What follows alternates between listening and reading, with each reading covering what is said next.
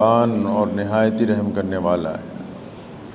تمام حضرات سورہ فاتحہ اور درود پاک پڑھ لیجئے۔ اعوذ باللہ من الشیطان الرجیم، بسم اللہ الرحمن الرحیم، الحمدللہ رب العالمین، الرحمن الرحیم، مالک یوم الدین، ایاک نعبد اہدنا الصراط المستقیم صراط الذین انعمت علیہم غیر المغضوب علیہم ولا الضالین، آمین۔ درود پاک پڑھیے۔ اللہم صلی علی محمد وعلی آل محمد کما صلیت علی ابراہیم وعلی آل ابراہیم انکا حمید مجید۔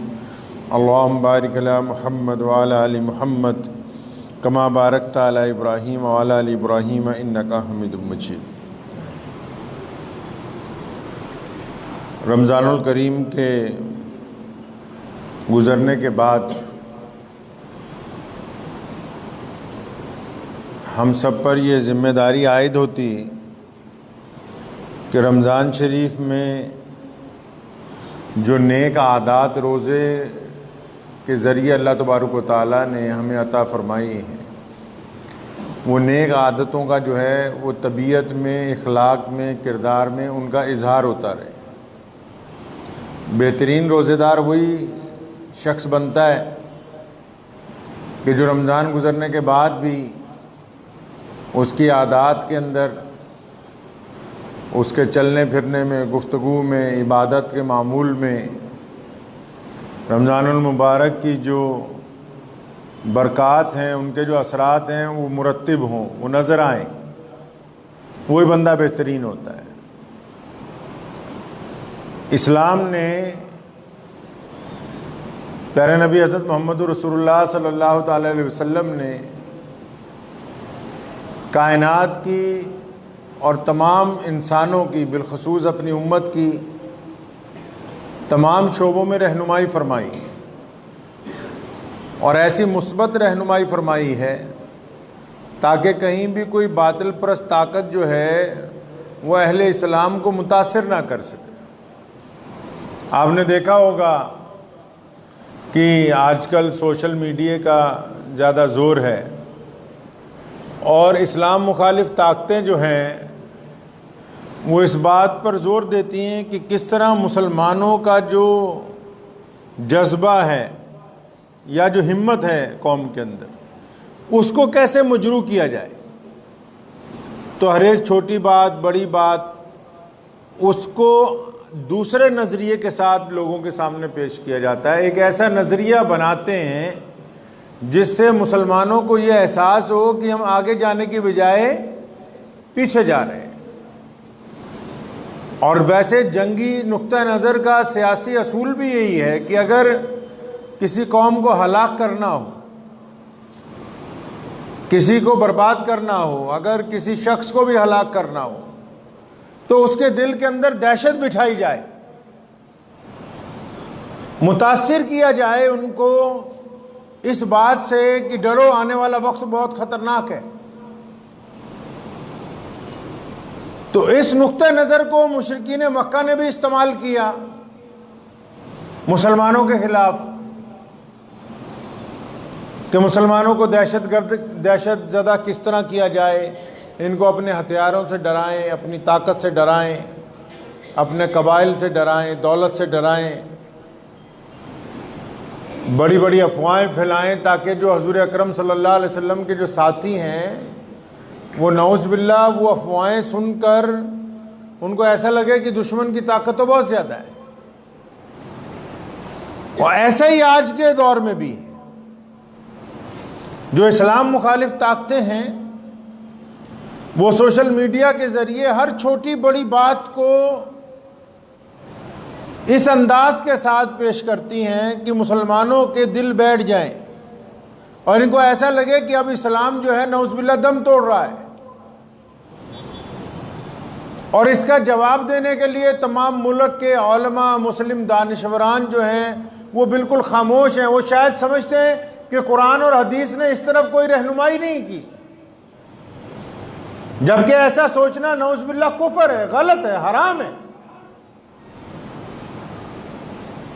اب مثال کے طور پر رمضان گزرا ہے تو رمضان گزرنے کے بعد ایک میسج سمجھ لیجئے کوئی آپ بناتے ہیں، یا کوئی ایسے مسلمان جن کو پورا علم ہی نہیں، کیونکہ آج کل ہر آدمی جو ہے وہ یہ تو چاہتا ہے کہ دوائی MBBS ڈاکٹر سے لی جائے، کیونکہ اچھا ڈاکٹر اچھی دوائی دے گا، کپڑے بہت اچھے درزی سے سلوائے جائیں، کیونکہ عام درزی سے سلوائیں گے بڑھیا اسٹیچنگ نہیں کر کے دے گا، وہ گاڑی کمپنی سے ٹھیک کروائی جائے، عام دیسی مستری سے ٹھیک کروائیں گے تو اچھی ٹھیک نہیں کرے گا۔ لیکن ان بدبختوں کو سب کو مولوی بننے کا بھوت سوار ہے کہ ہم بتائیں گے جی فتویٰ کیا ہے، مسئلہ کیا ہے۔ اس کے لیے نہیں ڈھونڈا جائے گا کہ کوئی اچھا عالم دین ڈھونڈ لیں جو ہمیں بتا دے بھی اسلام کیا ہے۔ نہیں جی نہیں، جو ڈاکٹر بن گیا وہ کہتا ہے میں مولوی بھی تو ہوں، میں بتاؤں گا اسلام کیا ہے۔ جو انجینئر بن گیا وہ کہتا ہے میں بتاؤں گا اسلام کیا ہے۔ اور یہ بتانے کے چکر میں خود بھی گمراہی کے اندر مبتلا ہیں اور قوم کو بھی گمراہی کی طرف تیزی سے لے کے جا رہے ہیں۔ اب جیسے رمضان گزر گیا،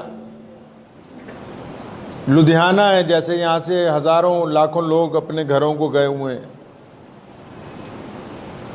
جو مسلمانوں کے اکثریتی علاقے ہیں جہاں مسلمانوں کی بڑی بڑی بستیاں ہیں۔ اب جو لبرل مسلمان ہیں انہوں نے ایک میسج بنایا کہ رمضان چلا گیا ہے، مسجدیں ویران ہو گئی ہیں، اور یہ جس بدبخت نے بنایا ہوگا نا، میں ایمانداری سے ممبر پہ بیٹھ کے کہتا ہوں وہ بدبخت کبھی رمضان کے بعد نماز پڑھنے خود ہی نہیں گیا ہوگا مسجد میں۔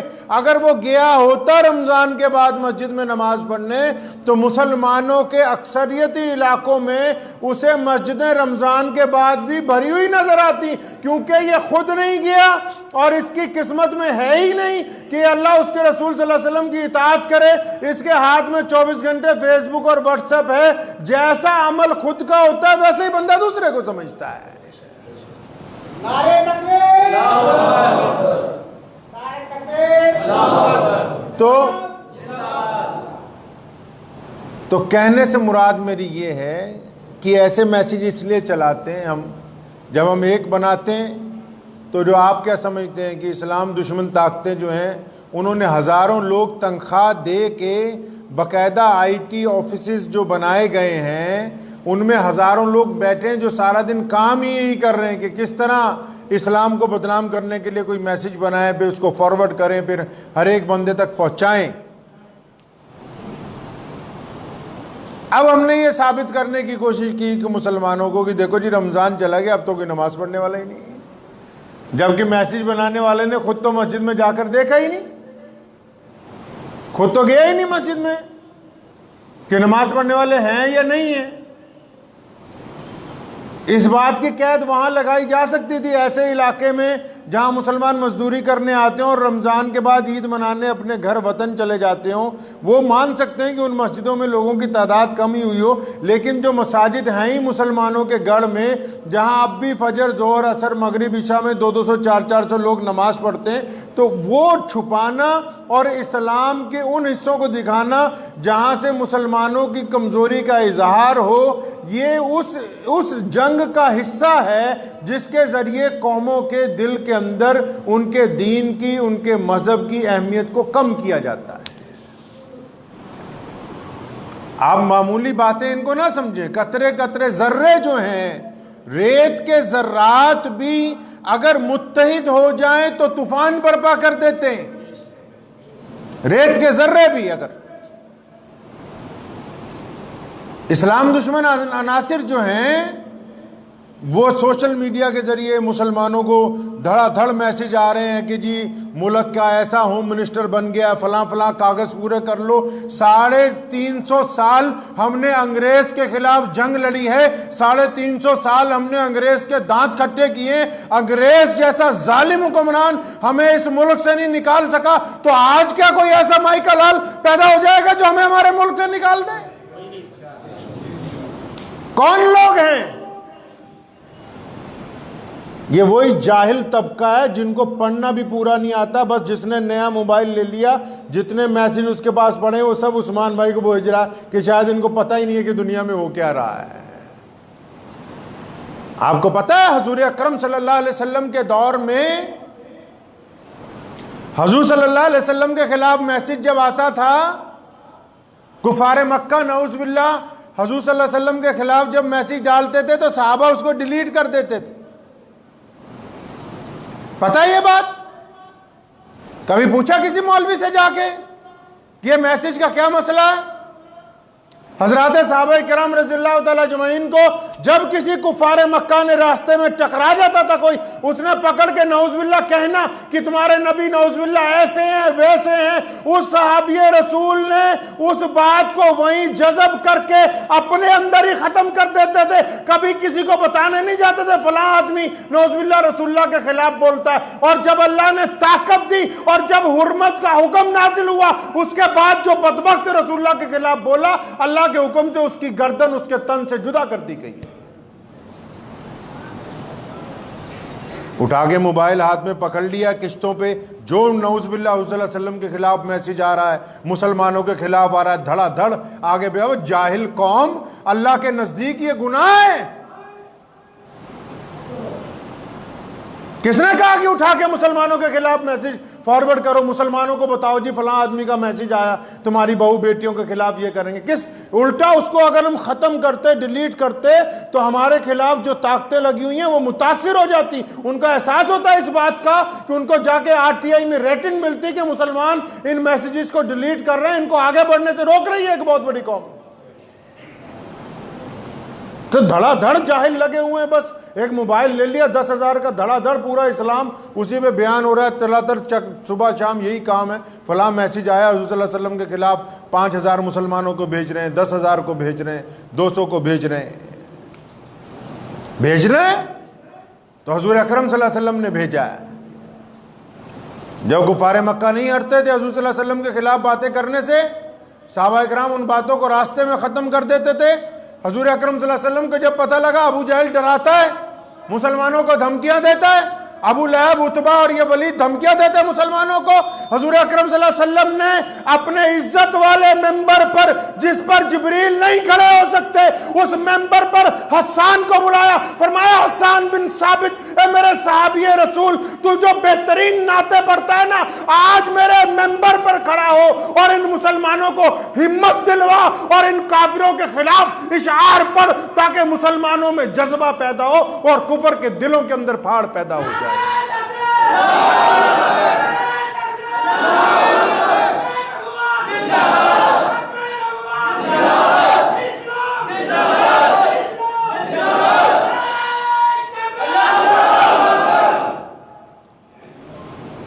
اسلام کو کھنگالیے، دیکھیے اسلام آپ سے چاہتا کیا ہے۔ صرف 5 وقت نماز، روزہ، حج، زکوٰۃ کا نام اسلام نہیں ہے۔ رسول اللہ صلی اللہ علیہ وسلم نے ہر ایک محاذ کے اوپر اہل اسلام کی حفاظت کی ہے۔ آپ تاریخ اٹھائیں، سیدنا ابو بکر مسلمانوں میں سب سے بڑے مسلمان ہیں۔ رسول اللہ کے بعد، حضور اکرم صلی اللہ علیہ وسلم کے بعد کائنات میں اگر کسی کو بڑا درجہ دیا ابو بکر کو دیا، لیکن ابو بکر کو یہ کبھی نہیں کہا رسول اللہ نے کہ میرے ممبر پر کھڑے ہو، عمر فاروق کو کبھی نہیں کہا میرے ممبر پر کھڑے ہو، لیکن اپنی زندگی میں حسان بن ثابت جو شاعر رسول ہیں، جو دشمنوں کے خلاف بڑی بڑی نظمیں پڑھتے ہیں، جو رسول اللہ کی شان بیان کرتے ہیں، فرمایا حسان ممبر پر کھڑے ہو اور بتاؤ دشمن کو کہ ہم کون ہیں اور تم کیا ہو۔ میں بتاؤ ذرا ان کو۔ آج یہ لگے ہوئے ہیں 2,500 کے موبائل لے کے کہ ہم بتائیں گے جی ہم تو نماز ہی نہ پڑھ رہے۔ کون کہتا ہے نماز نہیں پڑھ رہے؟ تم نے دیکھا ہے رمضان کے بعد مسجدوں میں جا کے گئے ہو؟ رمضان کے بعد مسلمانوں تک ایسے لوگوں کے لیے یہ فیس بک، واٹس ایپ جہنم کے دروازے بن گئے ہیں، جو سارا دن مسلمانوں کے خلاف جو میسیج آتے ان کو دھڑا دھڑ آگے بھیج رہے، دھڑا دھڑ۔ کئی اچھے پڑھے لکھے مسلمان کے جی فلاں منتری بن گیا ہے، اپنے پاسورڈ بنوا لو، اپنا آدھار کارڈ بنوا لو۔ مسلمانوں کو ڈرانا، قوم میں بزدلی پیدا کرنا اسلام میں حرام ہے۔ جس طرح شراب حرام ہے، اسی طرح یہ بھی حرام ہے۔ کون کہتا ہے نہیں حرام؟ جو سرکاری مولوی یا لیڈر یہ کام کرتے ہیں ان پہ لعنت ہوگی اللہ کی۔ ان بدبختوں کو یہ نہیں پتا کہ کسی مسلمان کی ہمت کو توڑنا، کسی بیمار کی ہمت کو توڑنا، کسی پڑوسی کی ہمت کو توڑنا، اپنے بھائی کے دل میں خوف پیدا کرنے کی کوشش کرنا، اپنے ہمسایوں کو ڈرانے کی کوشش کرنا، اپنی قوم کو خوفزدہ کرنے کی کوشش کرنا، یہ شریعت میں حرام ہے۔ کسی بھی طرح یہ اجازت نہیں دی جا سکتی کہ ایک بندہ دوسرے کو ڈرانے کی کوشش کرے۔ اس کو جہاں جائز قرار دیا، اس کو جائز قرار دیا رسول اللہ نے دشمن کے مقابلے میں، کہ جب دشمن ہمارے سامنے ہو اس کو خوف زدہ کرنا ہو تو بتاؤ اب کیسے کر سکتے ہیں۔ میں تو کام پکڑ لیا مسلمانوں نے، دھڑا دھڑ ایک دوسرے کے لیے میسج بھیج رہا، جی یوں ہو جائے گا یہ کر لو، یوں ہو جائے گا وہ کر لو۔ ٹیپو سلطان رحمۃ اللہ علیہ نے یہی تو فرمایا تھا کہ شیر کی ایک دن کی زندگی گیدڑ کی 100 سالہ زندگی سے بہتر ہے۔ بھائی اوپر لوگوں کو پھاند کے مت آئیے، وہاں بیٹھیے، بعد میں آئے تو۔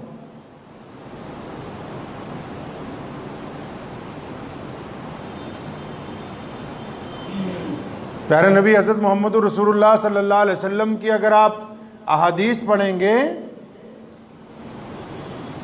تو یہ تو پتہ ہے ہمیں اتنی دفعہ فلاں چیز پڑھو، اتنی دفعہ فلاں چیز پڑھو، نیکیاں ملیں گی، لیکن ہر ایک نماز میں رسول اللہ صلی اللہ علیہ وسلم نے جو متعدد دعائیں مانگی ان کے ساتھ ایک بڑی خوبصورت دعا مانگی۔ وہ کیا دعا ہے؟ فرمایا الہی میں آپ سے بڑھاپے اور بزدلی سے پناہ چاہتا ہوں۔ آپ ان دو لفظوں کی گہرائی پر غور کیجیے۔ فرمایا اللہ تعالیٰ سے، اللہ کریم سے یہ دعا اس لیے مانگی، یہ نہیں کہ حضور اکرم صلی اللہ علیہ وسلم پر نعوذ باللہ بڑھاپا آ جاتا، ہماری تعلیم کے لیے، امت کو سکھانے کے لیے، اور یہ نہیں کہ نعوذ باللہ حضور اکرم صلی اللہ علیہ وسلم بہادر نہیں ہے۔ حضور اکرم جنت میں ایک جنتی کے اندر 70 دنیا کے لوگوں کی طاقت ہوتی ہے، اور ایک نبی میں 70 جنتیوں کی طاقت ہوتی ہے، اور محمد الرسول اللہ میں تمام نبیوں سے زیادہ طاقت ہے۔ حضور اکرم صلی اللہ علیہ وسلم سے زیادہ بہادر آدمی روئے زمین پر نہ پہلے پیدا ہوا نہ اب قیامت تک ہو سکتا ہے۔ سیدنا علی مرتضیٰ رضی اللہ تعالیٰ عنہ فرماتے ہیں کہ میدان بدر میں ہم تھے، بدر کی ہولناک جنگ جب ہو رہی تھی، فرمایا جب ہم تھک جاتے تھے نا تو جس جگہ رسول اللہ دشمنوں کے خلاف لڑتے تھے تو رسول اللہ کے پاس آ کے کھڑے ہو کے کچھ دیر کے لیے سانس لیتے تھے، کیونکہ رسول اللہ کا ہی سایہ میدان بدر میں، سایہ یہ نہیں کہ چاروں طرف وہاں چھاؤں تھی، سایہ یہ کہ رسول اللہ کی ذات ہی ایک ایسی تھی جن کے آگے دشمن آگے نہیں بڑھ پا رہا تھا، حضور اکرم صلی اللہ علیہ وسلم تلوار لے کے دشمن کو روک رہے تھے۔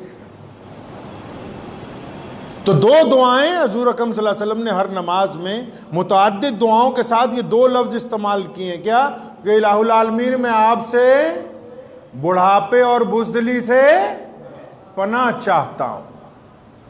بڑھاپا بندے پہ آ جائے، دوسرے کا معذور ہو جائے، کسی کو اٹھا کے بٹھانا پڑے، لٹانا پڑے، کتنی سنگین حالات ہوتی ہیں اس بندے کے لیے۔ رسول کریم صلی اللہ علیہ وسلم نے امت کو درس دیا کہ اللہ سے بار مانگو کہ الہی جب تک زندہ رہیں اپنی طاقت کے اوپر زندہ رہیں، اور بار بار ہر ایک نماز میں تعلیم دی امت کو کہ اللہ بزدلی سے آپ کی پناہ چاہتا ہوں۔ ڈرپوک آدمی تو نہ گھر میں جی سکتا ہے، نہ سڑک پہ چل سکتا ہے، نہ کاروبار کر سکتا ہے، نہ پڑوسیوں سے معاملہ کر سکتا ہے، نہ اولاد کو سیدھے راستے پر لا سکتا ہے۔ ڈرپوک آدمی کی تو زندگی کچھ نہیں۔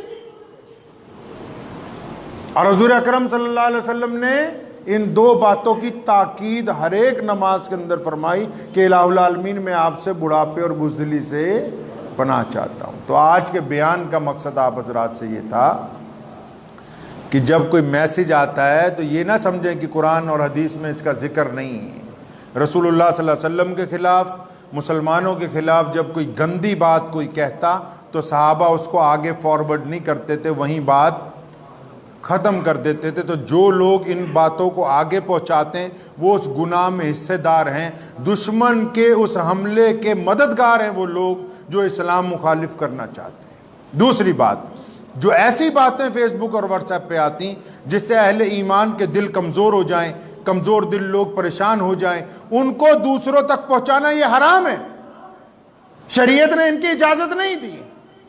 الٹا اب ان کو حوصلہ دے گی، یہ جھوٹ ہے، بکواس ہے۔ یہ اللہ نے ہمیں طاقت دی، ہم عزت دار قوم ہیں، پہلے بھی زندہ تھے، قیامت تک ہم موجود رہیں گے انشاءاللہ تعالی۔